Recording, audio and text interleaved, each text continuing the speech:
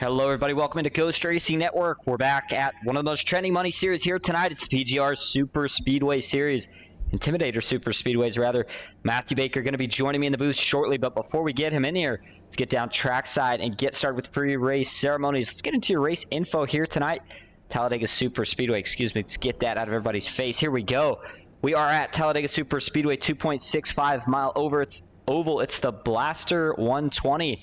NASCAR Craftsman Truck Series for 45 laps, 60% fuel, unlimited tires, one faster pair, fixed setups, and there is going to be a stage break on lap 15 where the top two are going to get their money back. And looks like track temp tonight's going to be starting at just over 100 degrees. Weather outside is 77, 30% humidity, partly cloudy skies, and winds at 7 miles per hour. We'll see if that plays into a factor at all. Kind of a good mix. And you know, we're here at Talladega every week, but the racing continues to be good, and if it's not broke, no point in fixing it. Let's get into your starting grid tonight.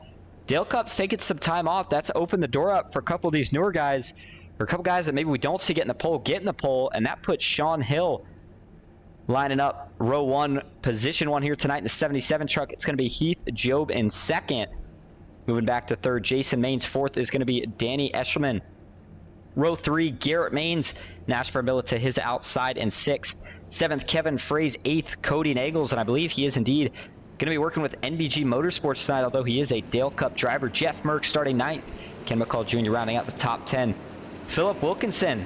And I was just in a race, and, you know, again, I don't like to officially say everything, but I'm 90% sure this was the man that won it. And by winning that, kind of a rookie race, driver development race, whatever you want to call it, he got himself a free entry tonight. And a good qualifying effort. We'll see what he can do here. See if he can get himself in some money in his first race. John Ellis Jr. starts in 12th. Corey Ennis in 13th. David Sheets rounding out row 7 and 14th. Row 8 is going to be Matthew Helm and Joseph Barrow. Sarah Clampert starts in 17th. John Mullahan in 18th. Chris Vanderplatz in 19th. And Eric White rounding out the top 20.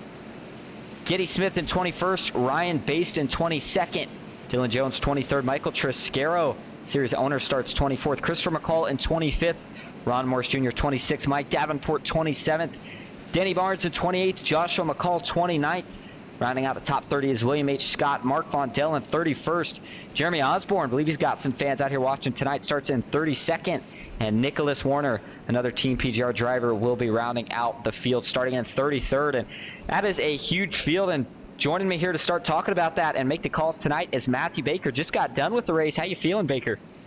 Oh, tired. Darlington, 120 laps in the truck. Can't beat it. It's a lot of fun, but there's a lot of wrecks, so I had to rush to get here. Well, I'll tell you what, not as competitive as you probably were in that race, but I just was doing the rookie race, and I think I'm wore out. I'm ready to watch these guys go at it for a little bit, and it's going to be 45 laps of fast-paced action. Every week, it seems like, you know, there's a lot of series where we kind of start to see the same thing over and over. This has not been one of those series. It seems like we see at least a new winner have a chance, maybe not get the new win. Of course, Garrett Maines in the field tonight. He's going to be the favorite, but so many trucks, and looks like just about all of them are going to be starting here. Mark Vondell rounding out the field. Sean Hill leading them to green, and we will see. Do you think these guys get really racy early, or do they maybe play a little bit more calm after what we've seen in the last couple weeks? I see teammates lined up on the bottom behind a hill there, and then right behind them is Merck, so I think it's going to be pretty calm. Heath Job again on the front row, another good qualifying effort from him as we're going to take the green flag here. Great push in the bottom lane like we talked about. Green flag is out. We're racing at Talladega. That stage break on 15. That's where the first race is going to happen. We will see how quick before we see 3 wide already. Looks like the 77 jumps up top to pick up Heath Job. That's a little bit of an interesting move, especially because he's going to let 2 of the Maines teammates go flying by on the inside. That's Jason Maines and Garrett Maine. Here comes Kevin Fraze as well. Up top, Cody Nagels working with NBG. Maybe him and Sean Hill are looking to link up. Down the backstretch, Jason Maines has the lead. And there it is right there. You see the 2 Maines boys hop up to the middle line, start to control this run towards the stage break, and look for them to not really move from here until temperatures start to rise and people start going 3 wide. And that's part of that strategy, right? To start plugging up the lanes, because you see Kevin Fraze, their third teammate. He's still on the bottom. He's got a McCall Motorsports driver, Danny Eshelman, pushed him, and up top, I believe that one might be Jeff Merck, who's sitting behind Cody Nagels. Those 2 are teammates for the night. Watch for the 77 to jump up to the 3rd lane. There he goes, but leading lap 1. It is going to be Jason Maines that we saw last lap. Now on lap 2 of 45, already 3 wide. And where they pulled out to try and get the run to get around them is a little bit too early for me. I would have liked to see it right out of the tri-oval and them hooked up three abreast, but I don't think they'll get the clear for a little bit here. Track temp's a little bit lower. It's going to get lower as we go throughout the night, so it's going to get a little bit easier for the top lane to push, but it's really hard when you push against Garrett and Jason there. Absolutely, especially because everybody kind of plays, I like to call it mind games with each other. You don't really push until you see the guy next to you start pushing, and that's the best way to save temps. Of course, I think if you're on the outside line, maybe you get a little bit of a favorite, as long as you can side draft down in the corners, get some fresh air through the straightaways, ducking to the right. But I want to give a shout out to this guy right here, Corey Ennis. We talked about him, never seen him in here before, is a new driver, and I don't think he's got any teammates out here tonight. The driver of the 27 Chevy Silverado is showing a lot of speed here early, and we'll see if maybe he's got something for these guys. Possibly. We got Philip Wilkinson out here. I haven't seen that name. A couple new guys out here in the field. I think Philip ran last week. That's the only time I've seen him. They talk about Corey. And then Sierra Clampert, she does a lot of streaming on Twitch at Sierra Races, so go over there and give her a follow. She's a really fun time to watch. Looking at the wall cams here, the pack stays 3x3. What I have noticed here is, Baker, believe it or not, we already have 2 separate packs. What do you make of this? This is a little surprising here. I just think people are trying to bide their time, maybe get to the stage break if they aren't going to be in contention. Usually you see that with the mains boys. If they're not in contention up front, usually if it's like Dale Cobra and BG fighting it out, they'll ride on the bottom, they'll pit, and they'll try and flip that strategy. But since they're up front right now, they can go out and maybe make a couple entry fees back. And I had said 2 separate packs. We actually have 3. It looks like leading the second pack right now is going to be John Mullihan, one of the newer additions to McCall Motorsports. He's followed by 3 of his teammates, Ron Morse Jr., Ken McCall Jr., and David Sheets. And then that third pack, sure enough, being led by Sierra Clampert in the 24 truck. And it looks like she's getting a push right now from Chris Vanderplatz, the 55, sitting just behind those 2. But this third pack, got to be careful here. I mean, Christopher McCall, Joshua McCall, those are 2 of them McCall Motorsports. I'm not sure if somebody had an issue and everybody got separated. I mean, I know you got to play it safe, but there's a certain point where you play it too safe, as we see Michael Triscaro, Matthew Helm, and Nicholas Warner is actually not on track. He might be race admin tonight, I believe he is, but Matthew Helm and Michael Triscaro, they're sitting pretty far back right now. We'll see how it pans out. Up front, though, the racing action staying heated. You got Jason Maines in the middle, Sean Hill up top, Kevin Fraze on the bottom, Danny Esselman. He's trying to push. I'm not sure if he's got a little hot or what, but you see the middle and the top just continue to be the more prevailing lines, if you will. And if Sean Hill gets clear of the middle, it's going to be close right here. You got to wonder if he thinks about taking it. You definitely you want to split them up as much as you can. As soon as you see that move to the middle, as they get real squirrely going into 3 there, Garrett got them all out of whack. Looking 4 wide, and Heath Job thinks better of it, tucks back in, back to 3. Coming out of turn 4. Ooh, man, Jason Maines washed up just a little bit there. I'm not sure if Garrett gave him a little bit of an offset push or what, but they all hold on to it. I'll tell you what, though.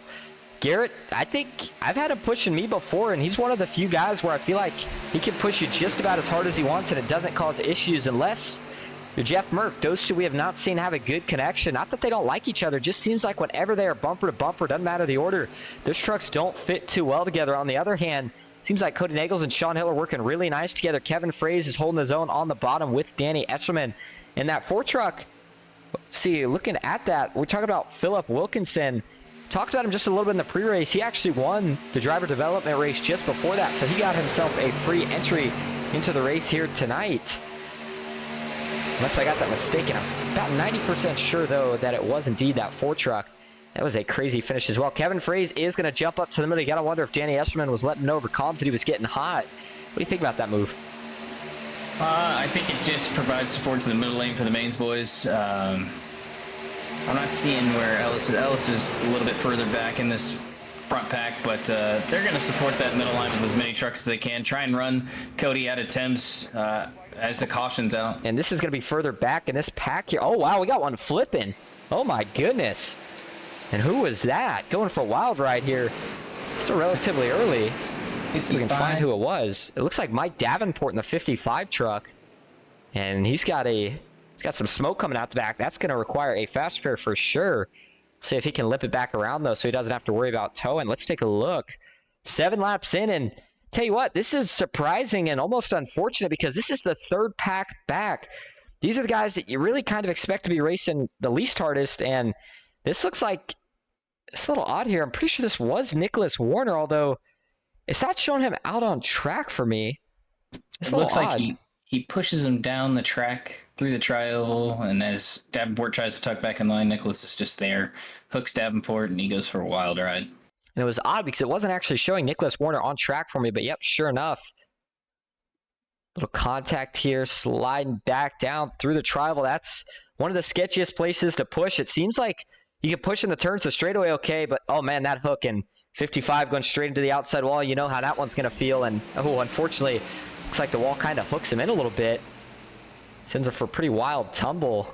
He gets damage on just about all ends. Take a couple more looks at it here. I think the flagman got a pretty good view of this one here.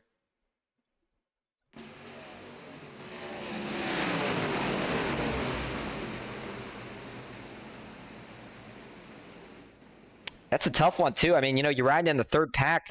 You got to assume they were probably trying to catch time on the leaders, but putting yourself in that position to fall back there, and because of that, that's part of the reason maybe the guys were pushing a little bit harder to try to get that track position back, and this is the result. Good news is everybody does have a fast pair, and it looks like only one truck was going to have to use it.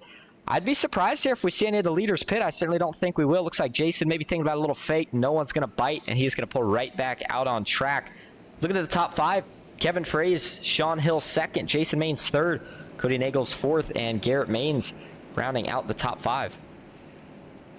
Yeah, I wouldn't expect them to pit there. They want that track position. There's going to be probably a 5 or 6 lap sprint to the finish for the stage, so and the track position matters.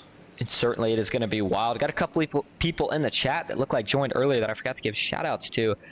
Looks like we do have Connie Osborne in here, Kevin Nagels, Chris Papk. We talked to him a little bit in chat as well. Looks like Bakersbaum in here, Tarina Haynes, and Gene Coleman. Hope everybody is having a good night. 22 viewers, pretty good so far tonight. Of course, we have a big field.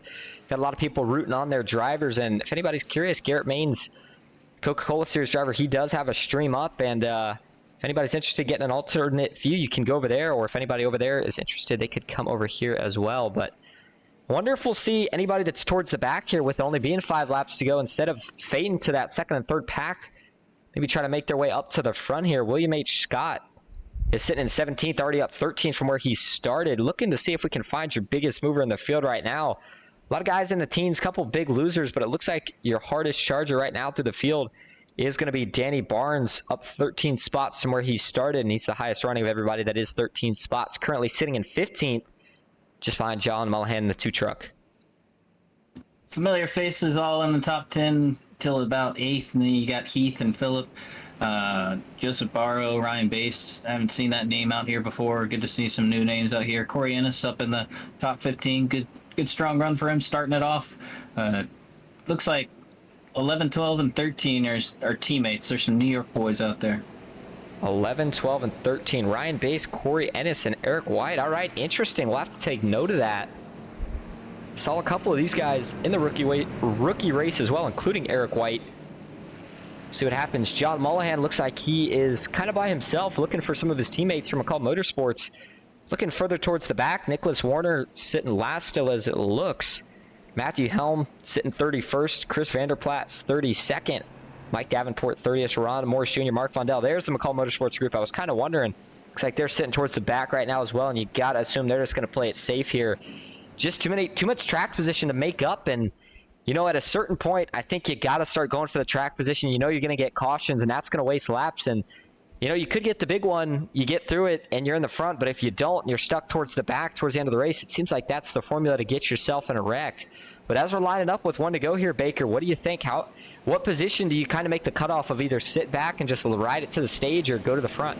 I think it's the top 9, the 3 cars that are in the top, bottom, middle, whoever the teammates can support to try and get this stage win here.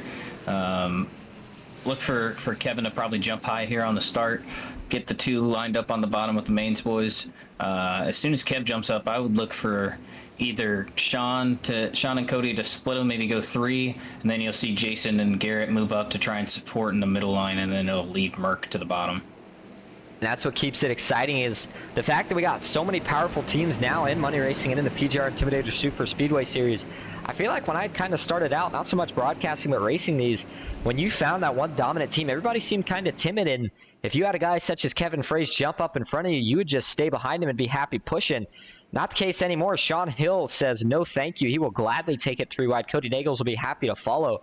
And Danny Esserman had a rough break in the race that happened just before this, and we'll see if he decides to go with that group or tuck in the middle, where he'd probably have to support Kevin Fraze, but maybe help his position out. The thing about it here is, I mean, we know that the team on the inside and the 2 up top, those teams split the money, so at that point you just want to keep one of those drivers out in front for the top 2 here, unless somehow you could get 2 of your drivers in the top 2. But if you're one of the guys that solo, no point in really pushing someone here unless you're looking to make friends at the end. You're going to have to try to be the leader of one of those 3, potentially 4 lanes, although I don't think anybody's thinking about 4 wide just yet. And tell you what, Jeff Merck, though, if he gets up, we'll see if maybe he can get 3 wide and then drag his teammates up there. Absolutely. This restart is going to work out for the mains boys, I think. They may go a little bit early here. Watch for that. But they're going to be lined up pushing pretty hard. Danny's not going to be supporting the top as much as the 3 on the bottom, so they'll definitely have the run going into 1 and 2 here. 77 of Sean Hill up top. Kevin Fraze on the bottom. The 28 in the 6. Cody Nagels up top. Jason Maines on the bottom, row 2. And Garrett Maines and the other 6. And that one is Danny Esserman. All right, here we go into the Geico restart zone. We're back racing at Talladega. 5 laps to go until the stage break. Kevin Fraze gets a good jump, and sure enough, he's going to get clear at the top. Question is, does he take it? He's got way too much of a gap right now. If he did, because of that, he's going to stay tucked in right in front of his 2 teammates there. A lot of separation here. We'll see. Oh, man, big push. 77's getting wiggly. Yeah, that's necessary push he needed. He got the side draft on Jason there. Kevin may clear up to the middle, and then, just like we talked about, right out of 2, he's going to take him 3 wide. Garrett's going to come up to support Kevin, but MBG may clear. Sean should clear down to the middle line here. I would do that if I was him, and then you got Merck tucking up behind Cody. And he does. He's going to drop to the middle. Now he's got to be careful. Kevin Fraze is going to go to the bottom. 77, look for a block. 25 was quicker. Big run for the mains. They're going to get clear on the bottom. Does Kevin Fraze look to jump back? Oh, there's contact. The 77, they all hold on to it. Oh, my goodness. What a save from Sean Hill and Garrett Maines. Cody Nagels as well, I believe, on the top. Are you kidding me? Now we see Heath Joe maybe looking 3 wide. 77 still trying to get it together. Boy, they look like a mess right now as we are coming to lap 12. Well, they're trying to play bully ball and force MBG up to the 3rd lane, but Alex is going to split them, put them in the middle. Hopefully Alex can get some support here from Danny on the bottom. Cody is pinching the absolute piss out of Kevin there. And it's very interesting to not see anyone else really coming to the bottom just yet. Oh, man, I don't think we're going to finish this thing without a caution. They are just way too wiggly out back. It looks like a hornet's nest. We got guys on the apron, couple blinking. That's Danny Barnes. Looks like falling back a little bit.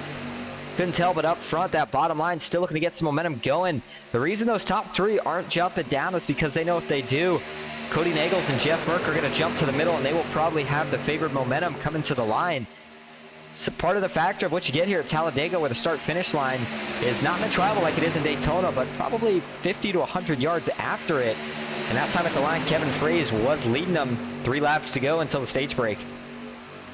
Well, MBG is in a good spot for the second money spot if they're putting out 2 again at the stage break. So I think they played their cards right with the lanes and having control of 2 lanes rather than just 1, and being able to go against the mains boys here. As you see Kevin clear of all 3 lanes there in the middle. He's going to stay tucked up, and Garrett's going to cool his temps. It looked like we had someone maybe giving a thought to 4 wide. Couldn't tell if it went anywhere. I think it was one of the Team PGR drivers, and if I had to guess, I would say Michael Triscaro, and sure enough, that's who it was. On the bottom, the 4 truck gets just a little out of shape, keeps it together. 77 of Sean Hill, after holding on to it somehow out of 3 and 4, he's going to have a chance. We're coming to 2 to go on the stage. Do I see a 4th lane?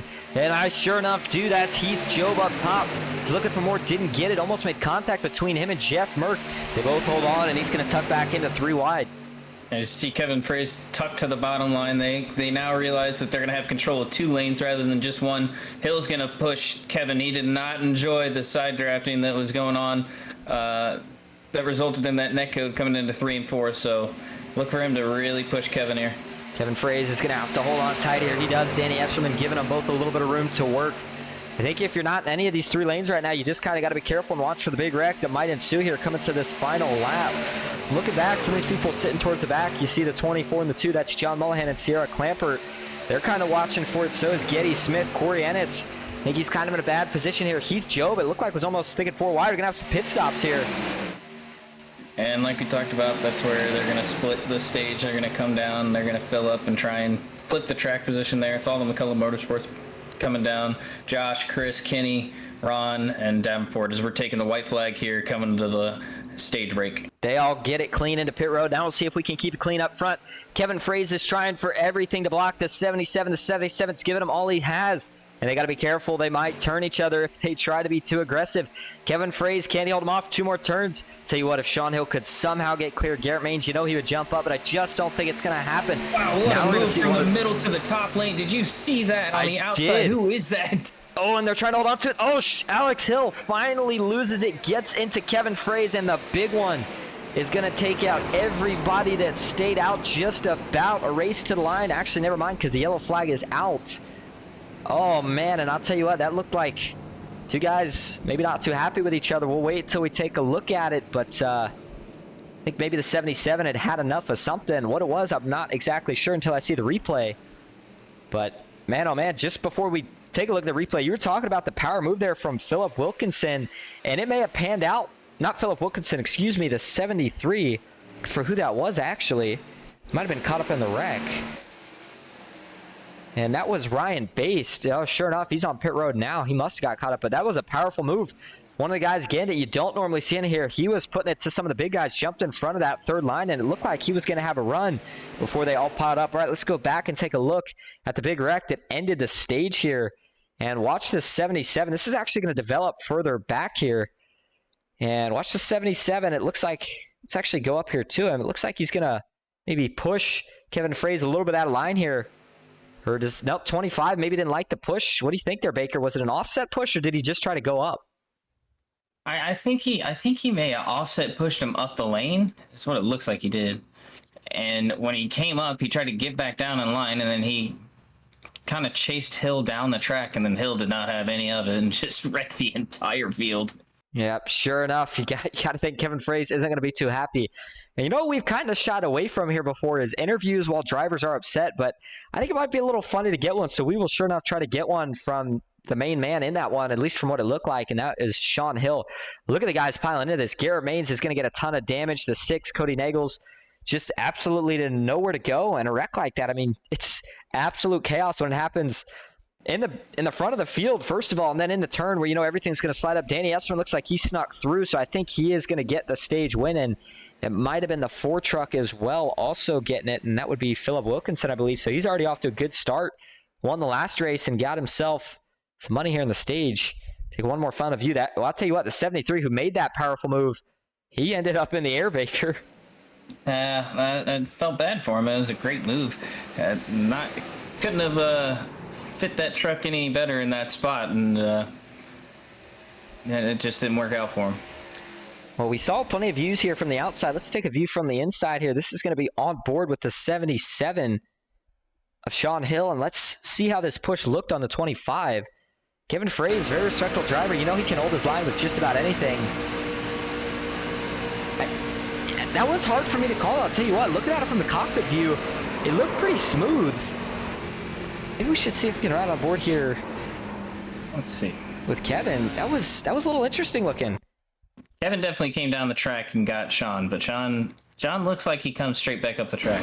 I'm looking though at the push that the 25 initially went up. Oh man, he was working the wheel, so I take that back. He may have been really, really wobbly from the push, and it just kind of pushed the truck up the track. Either way, wreck ensued. All those guys that were in it, I think, do still have their fast pair. The only guy we saw in a wreck earlier was Mike Davenport.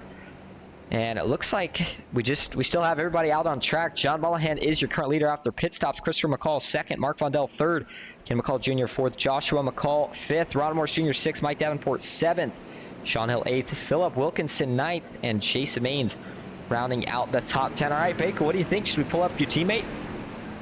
Oh yeah, let's go. You got the interview on it. All right.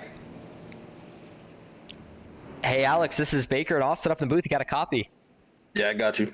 All right, well, fireworks to end the stage there. We were trying to break it down, but we weren't 100% sure ourselves. Did the 25 go up? Did he get a bad push? And then what happened there going into turn 3?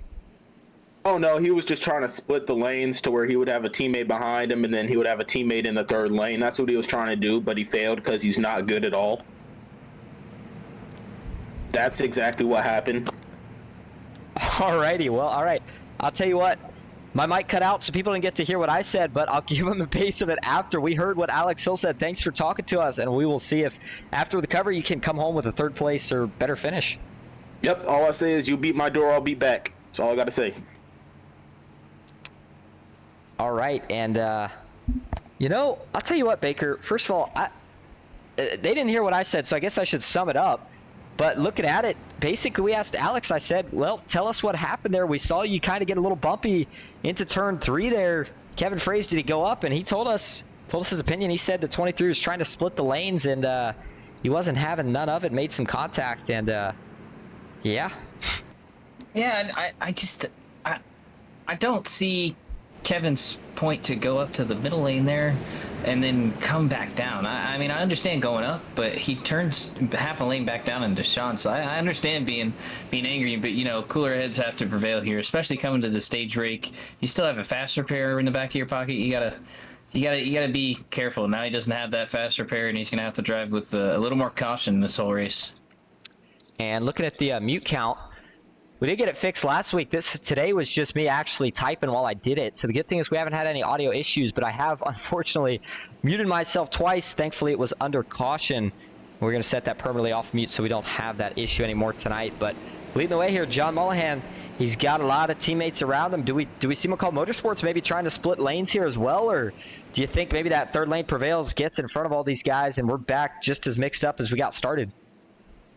I think it's just going to be mayhem on the restarts. The McCullough Motorsports guys work well together, but they don't really plan that out ahead of time. So I don't really see them trying to split and control both the lines as well as the mains guys do, or as well as MVG does. But they're stacked 2x2 here as the pace car is going to pull down, and they should have a good control in the field with just the sheer number of cars they got out front. All right, well, it's looking like, as per usual, it's going to be... Well, I mean, it takes these guys a lap to get up to speed, so I'd say when the real racing gets started, we're going to be at about 25 laps to go, which is that sweet spot. I like these 45-lap races, still have pit stops, and we still would have one under green if we can make it that far left to see what happens. And it's going to be fun to watch the mains group because they are all the way in the back. Not all of them, but some of them kind of got a split. Jason Mains in this pack. Looks like Garrett Mains further back. Dylan Jones in there as well. Green flag back in the air. John Mullihan got a pretty good jump. Christopher McCall still hanging side by side. And how about Ken McCall Jr. rocking a new paint scheme tonight? Boy, I have not seen a different paint scheme on the 03 truck since I first started money racing. Yeah, he's got a new paint scheme. Mullihan's got a new paint scheme. Some of the new McCullough Motorsports guys have some nice new paint schemes coming in here. Another one of the guys there already 3 wide. Sean Hill up top. Jason Mains working with them. Thought maybe there'd be a little unfriendliness with those two in general as the teammates got together, but I guess Jason and Sean Hill, maybe no bad blood right now. They're going to work together for the common goal of getting to the front, and looks like that might be John Ellis Jr. sitting behind these two as well. Tell you what, the mains group has a lot of teammates out here tonight. I think they got 5 guys out here tonight. As you're going to see Jason push Sean clear. Sean's going to drop down to the middle line in front of the McCullough Motorsports boys and lead this lap. Great push from Jason there. And now Jason is going to lose some help. It's just John Ellis Jr. behind him. There's Jeff Merck in the third line. If he can pull up, you got to wonder if he stays and helps those guys. Sean Hill is your new leader with ex-teammate Christopher McCall pushing him in the middle.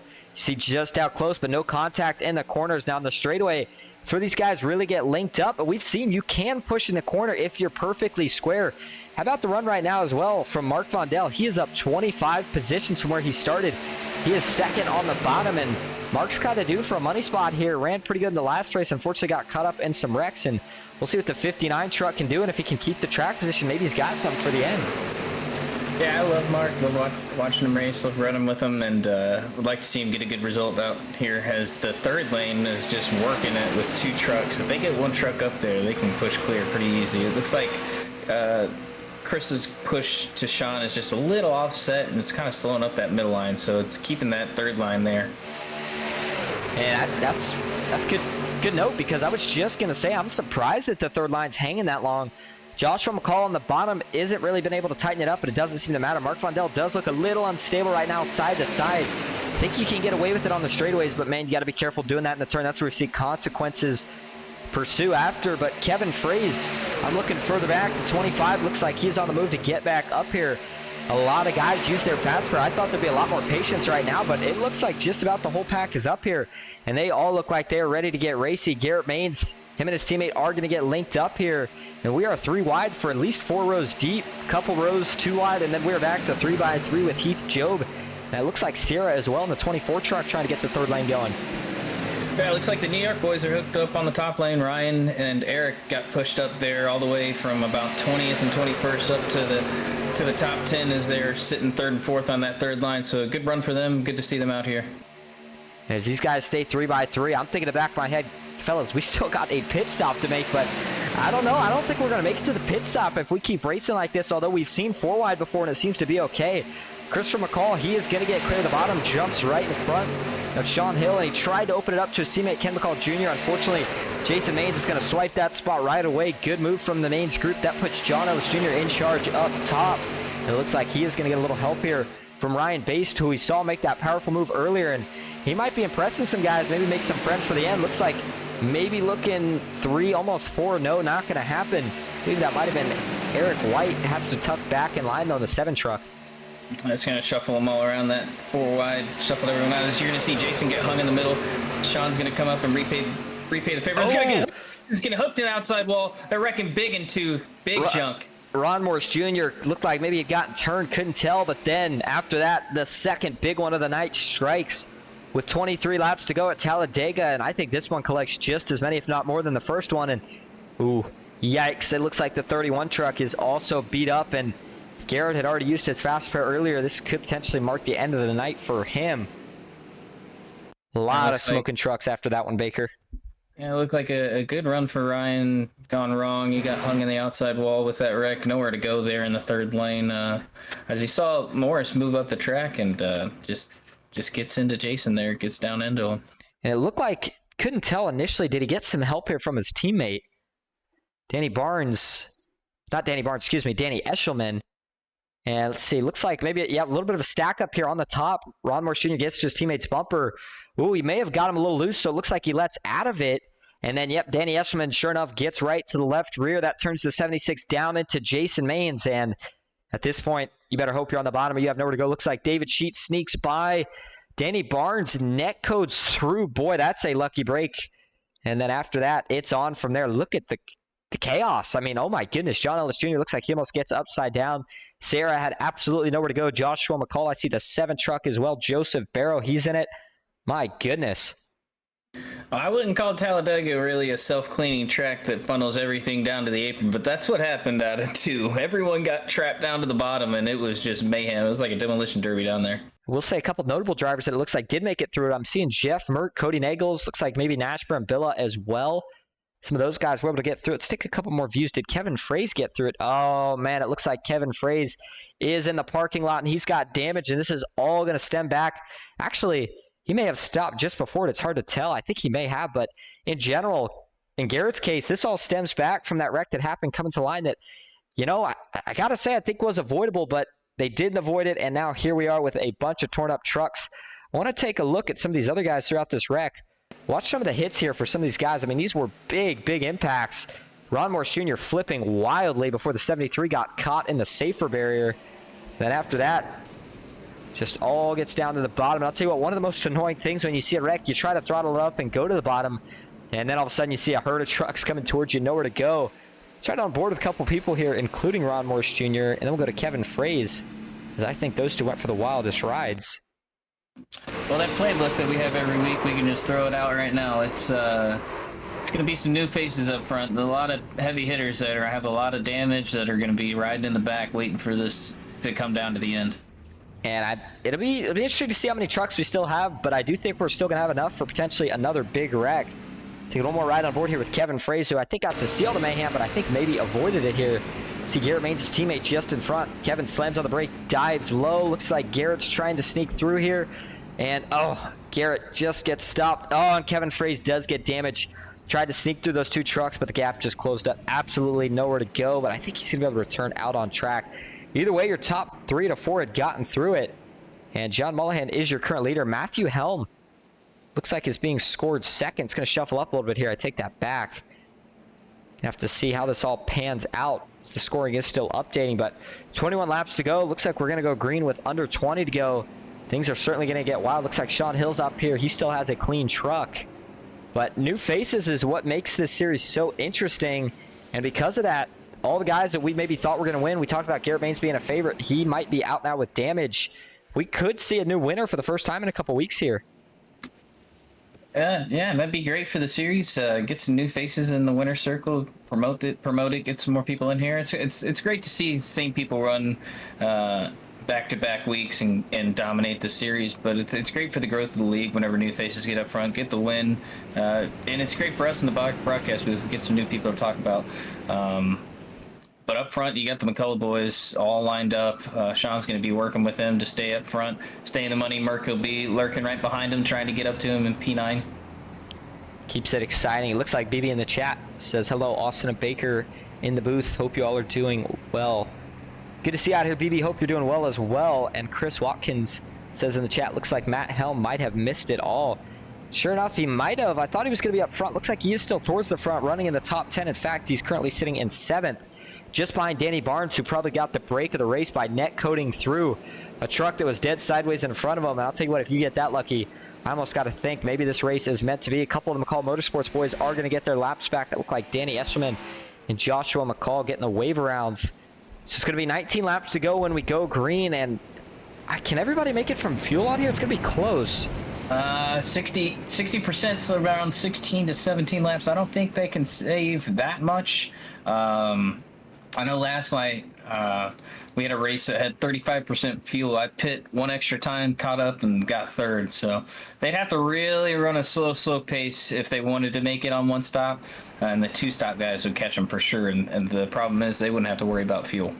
We had a lot of guys that did go down and choose to top off. Jeff Merck being one of those for NBG Motorsports. Looks like Michael Triscaro working his way off of pit road as well. And you know what we forgot to do there? Well, I forgot to do, excuse me, on this one was to see if we could get an interview from one of these guys. But it doesn't look like really anybody at the front is in here because, of course, it is McCall Motorsports towards the front. Don't have any of them in here. It looks like the Baines boys have hopped in, but they've had a rough night, so I think we're going to leave them alone for now. Maybe we'll hear from Kevin Fraze later. I don't know, what do you think about that idea? Yeah, I'd like to hear his side of the story. Should have asked him a little bit earlier, but you know, if Kevin's the good racer he is, he's going to just move on from it, learn from the mistake that he made, and just power forward. Absolutely. Speaking of learning from mistakes, you would think I would have learned last night when I muted myself. Of course, I haven't done it recently before, I don't know, but again, for anybody that's wondering earlier what the heck that was just me being a clown up here in the broadcast booth. It's a good thing we have Baker. Otherwise, you guys would be wondering what the heck was going on half the time. But getting ready for this restart. Garrett Baines further back, got the damage fixed to the best of his ability, but man, the front end of that 31 machine was really caved in, and it looks like, sure enough, we have thinned a herd. We do it every week. You start with a full field, a very full field to say the least here tonight. Well over 30 trucks. Who knows? Maybe one day we can hit 40. Either way, looking to go back green here. 19 laps to go. Still a pit stop over the horizon. Who is going to win it here tonight in the PGR Intimidator Superspeedway Series? Green flag back in the air. And kind of spread out start there between the top and bottom lanes. Everyone's just going to try and keep it nice and tight and tidy till the end here. There's been a lot of big wrecks. As I say that, Hill is pushing Mullahan through the corner 1 and 2, so throw out what I just said. He'll stay tucked with Mullahan as long as he can here until he gets his teammates up front, I would think. But one of the things that does make Sean Hill so good is the fact that he's willing to go 110% from start to finish. He's not really worried about riding around trying to sit in the back.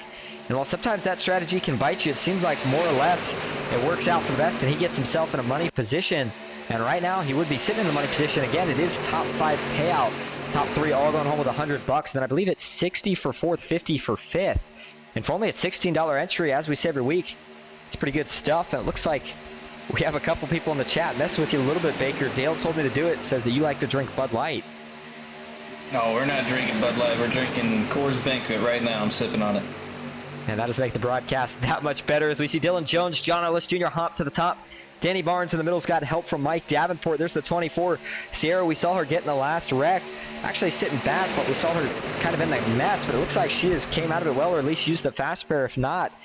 And you know, we like to give everybody some TV time. We like to give everybody a shout out. And looking at it here, let's see if we can go to the far chase cam and give a little shout out here. Thought I saw a channel. We should have a segment for this, I'll tell you what. There you go. Sierra Races live on Twitch. Go check it out. We also have a couple more channels. I know Sean Hill has one up here running in second right now. Bottom on the YouTube looks like he doesn't have it set up right, so you're not going to be able to quite see it. But up front, John Mullahan. Things are settling down a little bit. We still have 3 wide, but you see the lanes are kind of unorganized. I think the top's going to be the first one to make their way up here. As Danny Barnes just not getting too much help from the 24 now. 4 wide. Oh, yeah, sure enough. This is going to be close. I don't know. Can we make it work? I think we can. Davenport's going to get shuffled out. Ellis tried to clear down with Jones. You don't really, Sierra gets turned. Wow. Sierra gets turned. Caution is out. Goes for a slide down the backstretch. Couldn't tell how bad the damage was. Ooh, she's got pretty heavy front end damage. Ooh, looks like a couple more trucks were in this. I did not notice this. Secondary wreck, and looks like Jason's caught up in it. Eshelman turns the car in front of him as well. Man, and I hate to say it, because he is a teammate, but that would be the second time tonight for Danny. Again, you know he's not doing it intentionally, but man, certain drivers probably not going to be too happy with it. Was that what happened? I didn't think... Oh, secondary wreck. Okay. But let's start with the initial one then. So if we had 2, the 24 is going to be the first one here. It looks like... do you think she was hesitating there? Maybe not. She definitely wasn't quite clear. It looked like Mark Vondell was there. I mean, in fact, she was clear. Yeah, she was clear for a while, but she just didn't take it, and then Mark got to her inside and just turned her around. And can't really pin that on Mark. He's holding his line on the bottom, and she's just couldn't make up her mind to where she wanted to go. And she'll learn doing these money races. You gotta pick your spot and take it. And sure enough, I mean, Mark even had 2 tires below the yellow. He was trying everything to give her a chance to go back up. She never did, unfortunately. And I'll tell you what, who was that got a bit? That's William H. Scott. I'll tell you what, that was where the 24 had gotten all the front end damage. I think she would have been fine, just a spin with some slight back end, but then the 19 drove and hit her head on. And that might finish her night off if she doesn't have a fast car. I'm not sure. And then further back here, you see Danny Eshelman, Ron Morris Jr. coming into the picture rather. It looks like Ron's gonna dive low. Everybody trying to scatter to avoid it. And yep, sure enough, just kind of dives right across Danny Eshelman's nose. Nothing he could really do either. He didn't really have anywhere to go, and then it's on from there. And Sierra gets insult out of the injury. Jason comes down the inside, takes a lick off the wall from Eshelman, tries to get checked up, and as she's rolling, because she doesn't think anyone's coming off the wall from the inside, she starts to roll. Jason drives right into the back of her to finish off her day. And you know what the hardest part about money racing is, especially for some of these people that we don't normally see, is that start. You know, you have the first race, you do it. I got lucky. The first race I ever did money racing went pretty well. Kind of got me hooked, but man, if you have a bad race to start off, it almost kind of makes you not want to do it. But we saw a lot of impressive runs from a lot of rookies, including Sierra tonight. And we hope to see her and a lot of the other rookies back because they keep it entertaining. And we'll see. We could still see a new winner tonight, but now you got some of the main group back up here, including Dylan Jones, John Ellis Jr., Michael Triscaro. Sorry, not Michael Triscaro, Kevin Fraze. Michael Triscaro is in fourth, separating those two. Jeremy Osborne rounding out the top 5 as well. Well, let's go get a couple interviews here. First, let's start with the man that's, I guess, leading the race right now, that being Dylan Jones. Let's see if we can drag him in here. Then we'll go to Kevin Fraze after. Hey, Dylan, this is Austin and Baker up in the booth. Got a copy? Sure do. All right, well, you're leading the race. Tell you what, a lot of crazy things. Looks like a couple of your teammates have been eliminated through all the chaos, but you're up here leading the race with 15 laps to go. We're assuming you're good on fuel. Is the game plan here to kind of split the teammates up and try to clog up the lanes, or do you just try to stay connected with one of them? I don't know. I don't know why everyone pitted, honestly. I'm pretty good on fuel, so probably try and get to the middle like everyone else, and hope we don't get turned at some point. And I'll tell you what, we saw a lot of your teammates up there earlier, and I got a nickname for you, man, and we call you the closer because it seems like you stay in the back a little bit, but you're always fast enough and skilled enough to find your way to the front. It seems like you're always placing the money. What's the mindset coming into these races? How do you try to play them out? Well, you see, when you run back there and you look at that big pack and you watch them all, you think, why the hell would I go up there? Absolutely, couldn't agree more. All right, well, now that you got the lead, hopefully you can hold on to it, and we'll see if we're talking to you at the end. Good luck. Thanks. That is Dylan Jones. All right. I'll tell you who else is up here, Baker, who recovered nicely, and that is Kevin Fraze. Why don't we bring him in if you want to go ahead and ask about that incident earlier? Yeah, let's bring him in here. Kevin, this is Austin. Matt up in the booth. You got a copy? Hey, how you guys doing? Good. I just wanted to rehash the earlier incident with Hill. What did you see from your vantage point? How are you getting your truck in a position to get that stage win, and what ultimately happened? I always saw that the bottom line was rolling, and I was able to go to the middle. So I went up to the middle, and then I'm not sure what happened. I thought I gave, it was going to be tight, but I thought I gave just enough room for Alex there, but apparently not enough. And then I'm not sure what happened after that, because I thought we had it regathered, and then all of a sudden I got smacked again. So not sure what happened. I can tell you Hill didn't break a toe link whenever he turned down into him, but it looked like he came with a retaliatory turn up the field. But yeah, just it's tight racing. He came up about half a lane as you were coming down to side draft him and try and get that stage win. It's just good hard racing. Nice to see good recovery from you guys, and you guys have that 1-2-4 as you're coming to this restart here. How are you guys gonna get it done? Hopefully hold on, and hopefully stay out of the mess that's bound to happen. So I just gotta survive this. That's really the plan. Yeah, well, we always say it's a lottery when we come out and do this. It's just like gambling, but funner because we're racing a car. So thanks for talking to us, Kev. Hope you get a good finish. Yep, talk to you later. And I think that was pretty opposite sides of the spectrum. One guy seemed pretty calm and collected in here. The other guy sounded like he was ready to go throw hands with the 25 down in the pits post-race. But, hey, cooler heads must have prevailed. Kevin Frey still up here.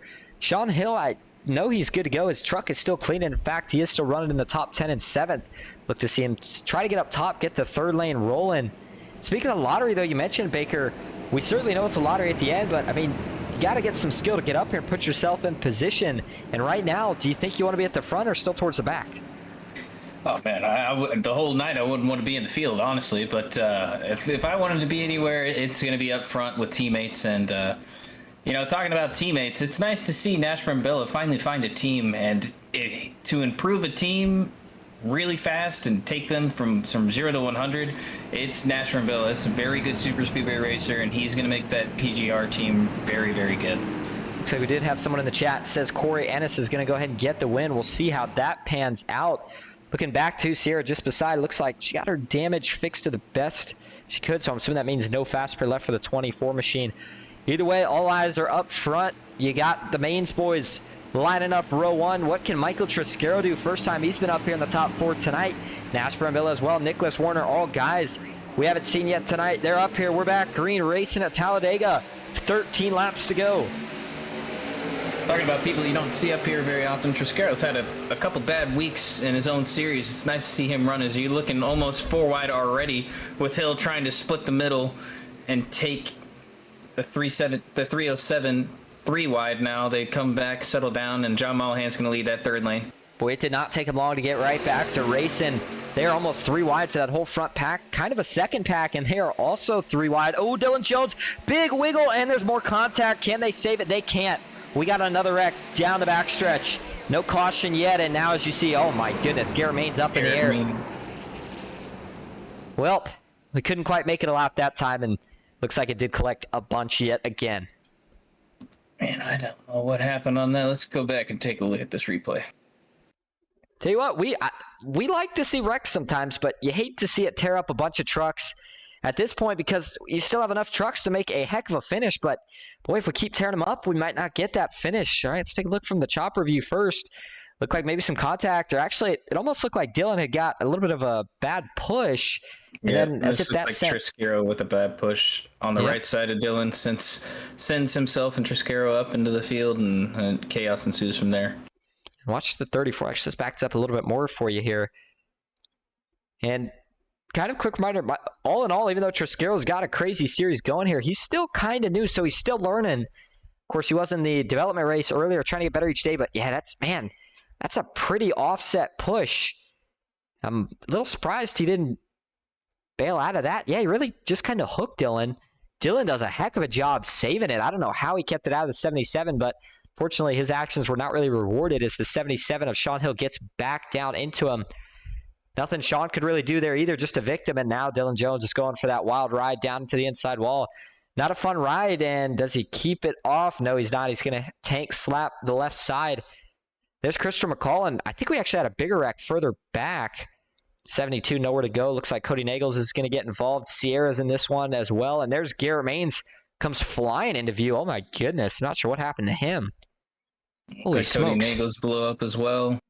And the commentator curse strikes again. We talked to Dylan Jones. He talks about how he doesn't like running up front because he just sees what happens, and look what happens to him.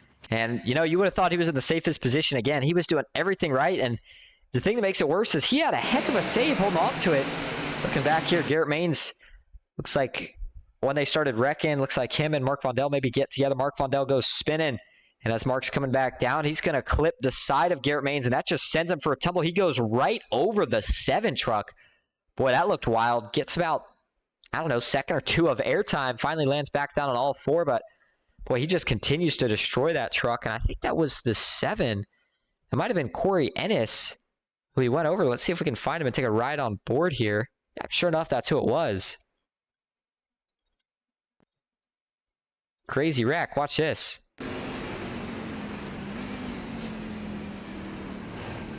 Oh my goodness. I don't know if you've seen that view yet, Baker. That is definitely something to look at. What Absolutely in the world? Murder. You got to wonder what he was thinking there. No idea. Oh my goodness. All right, let's go back live. Well, they seem to continue to eliminate the mains group one by one, them being just the nature of the beast here at Talladega Superspeedway, but they still are trying to carry the torch here with John Ellis Jr. in first, John Mulhan now in second, Kevin Frey still up here as well in third, and that's good news because John Ellis Jr., after seeing what just happened to his teammate, he's probably more than happy to have a teammate behind him.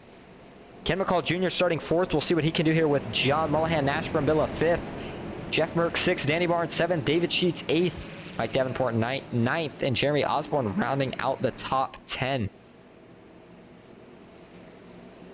I'll tell you what, we always got to do a little bit of promo here. Sorry to cut you off there, Baker. Just get them in real quick before we go back green. The first thing is, if you're interested in the PGR Intimidator Superspeedway Series, we do have the link for the Discord in the description. Make sure you check out Ghost Racing Network on Discord as well. But, hey, you don't have to come in here and do the $16 race if you don't want. Of course, strong field, big payouts. But, again, that driver development race earlier, $5 entry. I was in there as well myself, and hey, if you get yourself the win, you get a free entry into this race, plus $24 in cash. Top 4, or well, I guess I should say second through fourth, all got $15 as well, so pretty good deal there. Next place Ghost Racing Network heads is going to be, let's see, we don't have NOMA this Saturday, but we do head back to the Fast Track Sim Racing Cup Series on Monday for Darlington, where that is certainly going to be a wild race. Hope to see everybody there watching at home, but looks like we only have probably half the field still running. That was the most unbelievable crash physics I've ever seen with Garrett. I just hop over his stream to watch him. His reaction is just as hilarious as it was yours. You guys hit the oh my goodness at the same time. Oh my. That was a crazy crash. It certainly was. And, you know, I've heard of weight shift crashes, or in the sense of if you tap a truck, but I didn't think iRacing had the physics for that. That was one of those things where, I don't know, maybe net coated with the ground. I could not tell you, but either way, sent him for a pretty wild tumble. Didn't even give him a chance to hold on to it. And either way, looks like we are getting the one to go signal this time. John Mulhan on the top. John Ellis Jr. on the bottom. The John and John show are making up row one. Ken McCall Jr., you know he's not going to take it 3 wide, so that's going to open it up to the man that's sitting 6th. Jeff Merck, you got to think he's going to go 3 wide. It's probably not going to get much help from David Sheets. Got to look back to Mike Davenport in the 55. Where you're going to find your next help. Hey, let's give a shout out to Jeremy Osborne. He's been keeping it pretty clean tonight. And looking at the 41 truck. Okay, so I'll tell you what. This is what confused the heck out of me tonight. It is showing Nicholas Warner in the 307. Or is this Jeremy Osborne? I've been trying to figure this out all night. Normally the 307 in the PGR scheme I thought was Nicholas Warner. It's not. I had forgot to notice that Jeremy Osborne had actually joined Team PGR tonight before the race. So that must be what the case is there. And at least he's you in the assume. 307. That is some confusing paints going on. I was sitting there the whole night thinking that Nicholas Warner was out on track. I'm looking at the scoring here, showing him off. I'm just wondering what in the world. That makes a lot more sense. But speaking of that, that would be why I saw him up front so much. Jeremy Osborne has been having a heck of a night. He currently sits in 9th on the inside, up 23 positions from where he started. And we'll see, can he get his way to the front? And if Jeremy Osborne could somehow secure the win tonight, that would be the most exciting interview we've heard from a driver in the time that we've been broadcasting PGR. Kind of rooting for him in the back of my mind. All right, here we go. Pace truck's going to pull off. John Mullihan waiting for a push from Ken McCall Jr. once they make it to the Geico restart zone, but John Ellis Jr. is going to be in control. Do you think they split the lanes this time, Baker, with only 2 teammates? Do you just stay tucked in line? I think you just stay tucked in line. I think McCullough is going to push Mullihan here and look for Merck to make that 3rd lane start to work. Green flag back in the air. 10 laps to go. Everybody's good on fuel. It is going to be a race to the finish here. Kevin Fraze going through the gears. Pretty good start.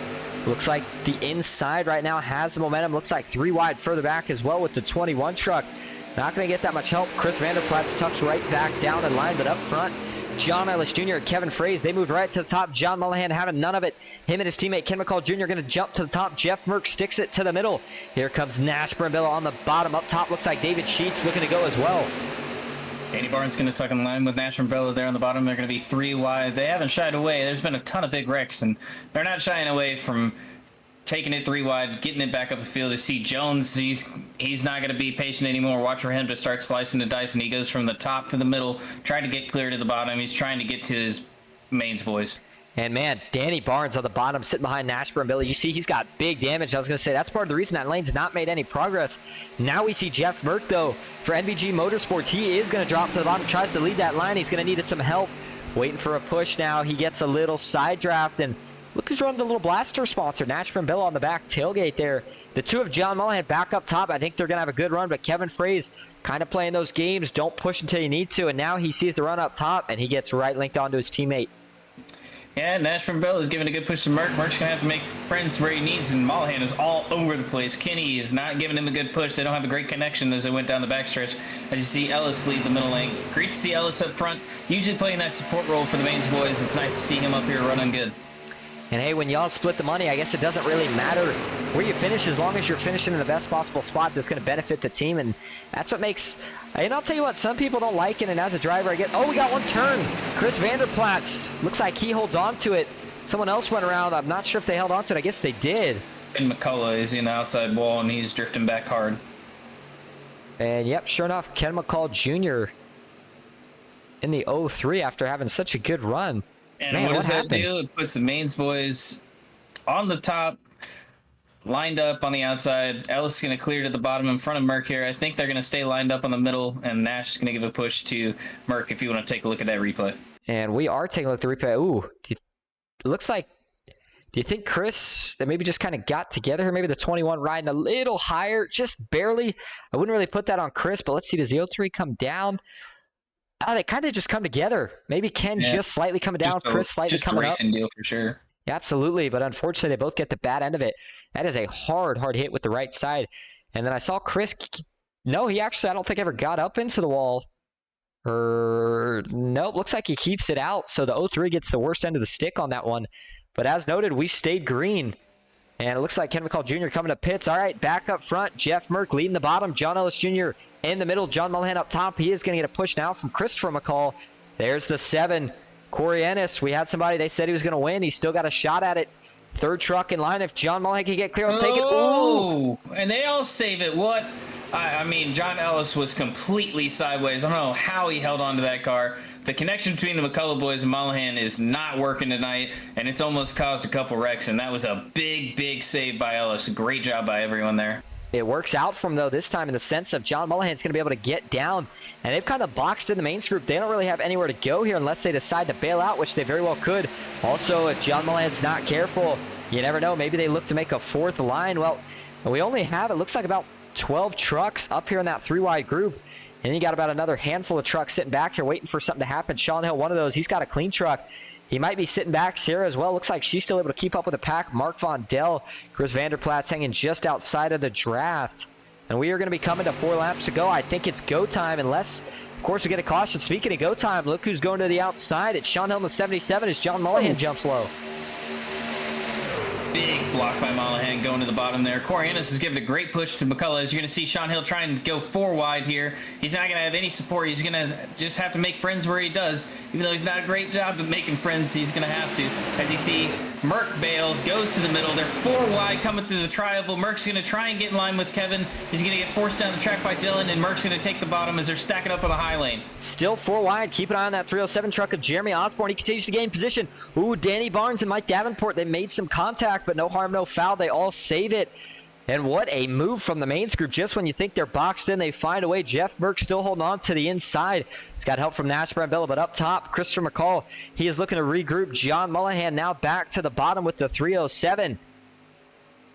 A great move by Merck as well. As soon as they took it 4, Merck saw that and took the opportunity, went around Mullahan. He wants to stay side by side with these mains boys because he knows when it comes to the last lap, they're going to clear down to the bottom, and Merck's got his best shot to get the 3rd place finish. And it looks like some lap traffic coming up. I think those guys are going to get well out of the way, but believe it or not, we're back to 2 by 2, looking for 3 wide from one of the McCall boys. Sure enough, there goes Christopher McCall, David Sheets, his teammate, looking to go with them. We are going to go straight back to 3 by 3 racing, 3 laps to go.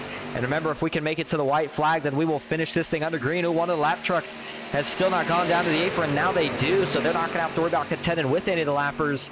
Ken McCall Jr. getting back up to speed, but side by side out of turn 2, Jeff Merck, John Ellis Jr. down the Talladega backstretch. As you see Mullahan getting the push from Christopher McCullough. Watch out for that connection as they're coming 3 wide up top. They've got a great push coming. They got fresh temps as they're going to be side by side with Ellis and Kevin here. Kevin's been saving his temps, managing that middle line, so watch for him to have a big push down into the short chute here. All right, and I like to say if you guys are going to wreck 2 at this lap because I want to see this thing end under green. Here we go. We're coming to 2 laps to go. Last chance for a caution. The 8 in the middle, the 60 on the bottom, the 2 up top. Here comes the McCall Motorsports group. They got to run. Can he get clear? He can't. They stay side by side at the line. Jeff Merck still running the bottom. Nash Brambilla, if you are in any of these lanes, unless you're willing to make a 4th line, you are where you are. And remember, only top 5 getting paid. So who are we going to see make the bold move? Do we see a 4th lane, or does everybody just tuck in line and pray for the best? A great run for Jeremy Osborne here on the bottom and in the 3rd on the bottom, and you've got Corey Ennis as well as he's trying to help that bottom lane. Mullahan gets a little squirrely up top. They're at the lift in the top lane. That's going to give the advantage to the middle line as we're coming to the white flag here. Merck's leading the bottom. Boy, the back end of that 2 truck really fishtailed. I thought for sure he's getting into him. Oh, everybody's getting sideways here. We got to keep it together for one more short shoot. Can they do it? Looks like Nash Brambilla is really trying to get to Jeff Burke. Now Jeremy Osborne falls off. That's going to give the momentum back to the middle line. White flag is in the air one more time around Talladega. John Mullahan's got another big run, but John Ellis Jr. refuses to go low. Christopher McCall pushing with everything he's got. They're going to have one more back straightaway and a dash from turn 4 to do so. Side by side, 3 by 3 by 3. This is going to be a great finish. We've had a lot of wrecks tonight. Let's keep it clean, boys. Come down the back. Merck's going to get a big shot. They're going to wreck out back. Jones is going to get turned. They're going to be 3 by 3. It's going to be 6 cars, 7 cars here coming to the line. They're going to be 3 by 3. I can't believe this. They're getting support from the top lane. The McCullough Motorsports guys may have it. John Mullahan may have the win here. And they're going to have to push with everything they got. Jeremy Osborne, unfortunately, one of the guys in that crash. But here we go. This is what everyone's focused on. Coming down the short chute into the travel for the final time. John Mullahan's going to get clear. Does he take it? Now he goes to the middle. Looking to block low. Here comes Christopher McCall up top. At the line, though, they start wrecking John Mullahan. He is going to win it at Talladega. And the teammates support, they had 3 up top, and it was able to push them clear. They had that momentum coming down. It was a great move to the middle line, a great finish there as they wrecked coming across the line. Great win for Mullahan there. It looks like John Ellis Jr. was still able to hold on to 2nd even after that big wreck. And are we going to see a burnout here from Mullahan, or is he just going to park it? John Ellis Jr. is going to give him a little congratulatory drive, if you will. But let's take a look coming to the, actually, I'd say that whole white flag lap, pretty wild. We saw that first wreck, and the chaos did not stop after that. They're staying 3 by 3 here, going down into turn 1. Everybody looked fine. The first wreck going to happen on the backstretch. Watch the 307. I know he was in it. That may give you some insight onto where this initially started.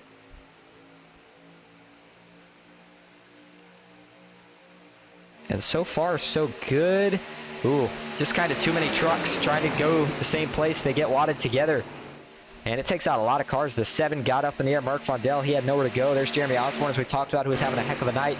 And as Baker was telling you right here, 3 trucks up top, 2 on the bottom, and 2 in the middle. And you got to wonder if Did these two ever get broken up in the middle? They may have. If they didn't, that just shows you the horsepower difference up top. 3 engines going to push faster than 2, I guess, once John Mullihan gets clear. I thought maybe he was going to stay up top, but he doesn't. He chooses low, and they start wrecking out back. Boy, that was a big hit for Christian McCall, but coming across the line, he wins it. John Ellis Jr. still gets second, even being sideways. Kevin Frey's third, and that's how they end it. Looks like Nash Marvilla might have scored himself in the money as well. And let's go get interviews from your top 3. We'll be right back.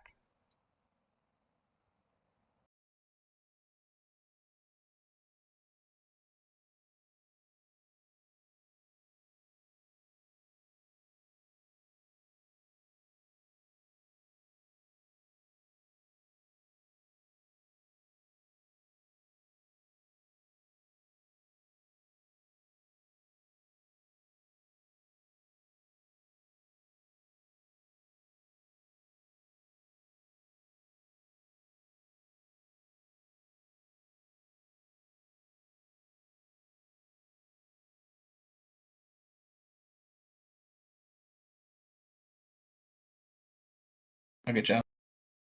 Hey, Kevin, this is Austin and Baker up in the booth. Got a copy. Yeah, how you guys doing? All right, Fun ending there. Yeah, pretty good. A pretty crazy ending. Looks like you guys all wrecked at the line, but you still brought home third. Your teammate gets second. But, man, what were you thinking there when you saw everybody behind you wreck? I was like, well, I was actually blown up, and I was praying we wouldn't have a repeat of the other night where I blew my motor. But it was really, really hot. So I said, well, at least now if I blow up, there's no one behind me to murder. So I was told Ellis, I'm like, I'm just going to keep pushing. If I blow up, I'm sorry. But luckily it hung on there, and we were able to get a good finish. Well, especially considering that, I mean, you guys were battling 3 trucks versus 2 trucks, and you had guys on the bottom. So to still finish, and not really 1-2, but 2-3 with your teammates there at the end is certainly an accomplishment in itself. Well, before we let you go tonight, is there anyone you want to thank or shout out? Yeah, thanks all the boys who ran with us tonight. Thanks, John. Great job there at the end. We did a good job working together, talking everything out. Our spotter after getting wrecked. Garrett and Jason and Dylan. I mean, we had an eventful night, but it was a fun night still running with the guys. Well, it was fun to watch. Thank you to you and Baker for putting on the broadcast. At least we gave you something to call there at the end. Made it nice and interesting. Took the words right out of my mouth as I didn't mean to cut you off there. I thought you were done. Yeah, sure enough, it was fun to watch. But, hey, man, thanks for talking to us, and congratulations on another top 3 finish. Yeah, thank you. Enjoy the night, guys. All right, you too. Now we're going to send it over to Matthew Baker. We're going to drag in second-place finisher John Ellis Jr. Hey, John, this is Matt and Austin up in the booth. You got a copy? I got you guys. How you doing? Well, it's nice to see you up front all the time. He looks like he avoided the mayhem after that first initial wreck, and you were able to stay up front with Kevin and Dylan and get the job done. How'd you pull off that last restart? Man, it was a crazy. The whole race was crazy, man. We had guys up front the whole time. Then they'd get wrecked, and we'd shuffle up there, and then we'd get wrecked, and we'd have them come back. It was constant shuffle. We never really had our whole team up there, but got lucky that we had 2 up there at the end. That last restart's about how you expect. A whole bunch of craziness, a lot of 3 wide, a lot of forcing moves. We almost wrecked up front a few times and were able to keep it together. So I'm glad we were at least able to do that up front to put on a good finish. Yeah, and Austin and I were saying that the 4 wide moves you guys are making to get back to the front and control that middle line is what ultimately got you guys that 2-3 and got you that track position. Couldn't really help having 3 teammates up top on the third lane. That momentum was going to come into play as Kevin was going to get sidetracked. But nonetheless, a good finish. Anyone you want to thank or shout out? I'll just thank you guys for broadcasting and doing race control and putting all this on. Michael for hosting this. My teammates for helping me look good. And just everyone else who races in it, so we can have bigger races, bigger pots, more money. Well, thanks for talking to us, John. Hope to talk to you again. Yep, sounds good. See you guys. All right, now we're going to bring in your winner from McCall Motorsports, John Mullihan. John, you got a copy? Yes, sir, Austin. Got you loud and clear. All right, well, your first win in the PGR Intimidator Superspeedway Series comes on your new team. Man, I kind of want to ask you the same question as Kevin. Last lap, you see everybody wrecked behind you. Did you know you had 3 teammates behind you? And when you did, what was the game plan from probably halfway down the back to the start-finish line? Yeah, I knew I had 3 teammates behind me. They called it out on the radio. I believe Chris was behind me. He was running very, very hot. So he told me, going into 3, he said, man, if you get clear, take it. And luckily, that's the way it worked out. And I was able to take control of that middle lane. And as soon as I did, I could kind of tell, it was chaos going on back there. Well, I mean, all night we saw pretty much, I guess I would say, teams dominate the race. We saw the mains group up there a lot, but McCall Motorsports gets it done. And although none of your other teammates were able to finish in the top 3, although they were pushing at the end, talk to us real quick about the importance of teamwork, especially coming to the end of these races. Oh, without a doubt. I mean, I would have never been in a position to be able to win this race tonight without Chris and, Kenny and all the guys out there tonight. Really, really appreciate them and really appreciate the opportunity to be a part of their team. All right, well, congratulations on the win. It may not have been a photo finish, but it was a pretty good-looking win for the 2 truck of John Lolahan. Before we let you go, is there anyone you want to thank, shout out tonight? Oh, yeah, absolutely. McCullough Motorsports, all the guys over there, my son Carter, my son Jackson, my old lady Brittany, all the guys down at Will Jewelry Alone, and Canal Valley Key and Fob. All right, sounds good. Thanks for talking to us, John, and we will hopefully see you next week. Maybe go back-to-back. We're going to try. Thanks for having me. All right, and that is going to wrap it up. Let's go over your results here real quick. We talked to your top 3. Of course, John Mullahan got the win. Second was John Ellis Jr., and Kevin Fraze finishes 3rd. Nash Brambilla 4th, Jeff Merck 5th, Christopher McCall 6th, David Sheets 7th, Dylan Jones 8th, Sean Hill 9th, and Corey Ennis brings home the top 10. Good finish for him. You got Sierra Clampert in 11th. Jeremy Osborne had a strong run all day. P12 got caught up in that last wreck. You got Chris Vanderplatz in 13th, Mike Davenport in 14th. Josh McCullough, Mark Vondell, 15th, 16th. Danny Barnes and Kim McCullough, 17th and 18th. You got Michael Shapiro in 19th and William H. Scott in 20th. Jason Maines finishes 21st. Heath Job 22nd. Matthew Helm 23rd. Garrett Maines 24th. Philip Wilkinson 25th. Cody Nagels 26th. Getty Smith 27th. Danny Esserman 28th. 29th, Ron Morse Jr., 30th, Eric White, 31st, Ryan Blast, 32nd, Joseph Barrow in the last truck in the field tonight, and 33rd was Nicholas Warner, but of course, he was indeed a race control. Well, I'll tell you what, tonight was a crazy night. Broadcast was a little different. A couple mistakes on my end, but overall, Baker, we enjoyed having you again, and any final notes before we end it? Well, it's nice to see someone new win this race, and it's poetic justice. He was called out in the chat, said he was going to run in the rookie race since he doesn't run with any of the big dogs, and comes out and gets the dub against the big dogs. So it's nice to see Mullahan out there running up front with his new team and that new paint scheme. And I didn't even notice that. That is hilarious and awesome at the same time. All right, well, we saw a lot of chaos, but what we saw was another great field, well over 30 trucks. We hope to see it again next week. We thank everybody for tuning in, and hopefully you did enjoy. Until next time, have a good one.